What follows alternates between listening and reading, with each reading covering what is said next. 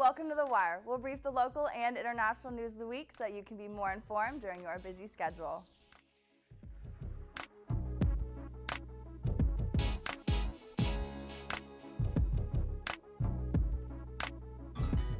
On Friday, November 18th, a group of scientists met in Uganda to discuss extreme weather preparedness for events such as heat waves, floods, droughts, and dangerous storms.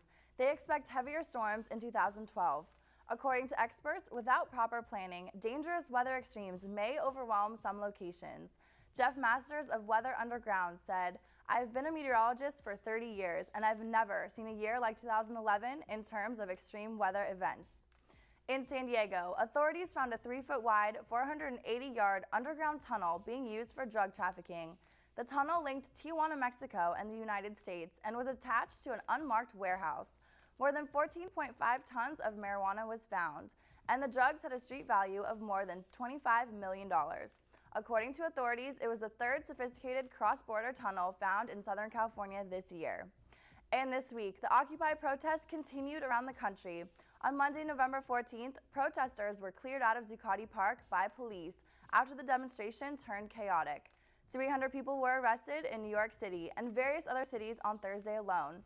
Protesters, consisting of mostly labor unions, marched at the Brooklyn Bridge on Thursday night with LED lights in hand. 64 people were arrested for blocking traffic on the bridge.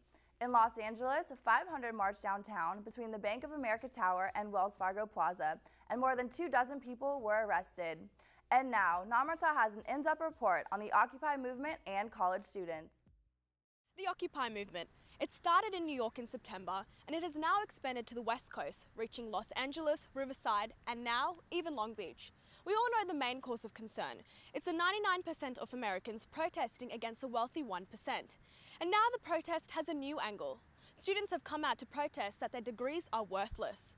And in light of yesterday's news that tuition fees will be increasing 9%, all this news has become highly relevant to college students. Authorities have already started to shut down Occupy protests throughout the country at a time when a new trend was developing. Students are beginning to feel their degrees are worthless because no jobs are available for them after graduation. I'm studying to be a teacher, and right now that's tight. I'm hoping things will clean up by the time I graduate, though. I think education's still really important because there is going to come a time where hopefully there are more jobs available. For certain degrees, yeah, it seems that way. There's not a lot of opportunities. So it's kind of, that comes into mind a lot when you're choosing a degree, is not what do I want to do, but what am I going to make money doing?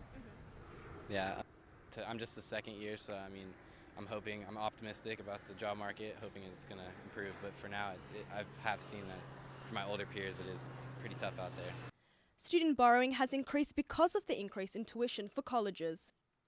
Higher education advocates and experts are fearful that the protesting could discourage students from borrowing even a decent amount in order to get a higher education. Stacking up those loans, I mean, I'm having some support from my family as well and some grants, but it's mainly just loans that are getting me through college. I don't think it's justified because there's other areas within the state budget where we can cut back.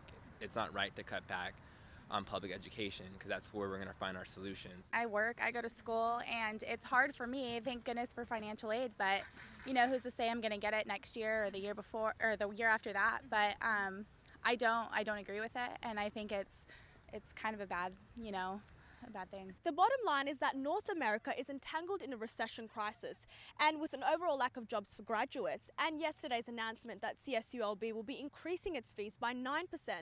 It only means that students will be discouraged from borrowing loans. So will this mean that the future of education is on a downward hill? Well, unless government action is taken, this seems likely. I'm Namrata Pingle, back to you, Bella. Stay informed by catching The Wire every Saturday on College Beat's Facebook page. Thank you for watching. I'm Bella Zingali.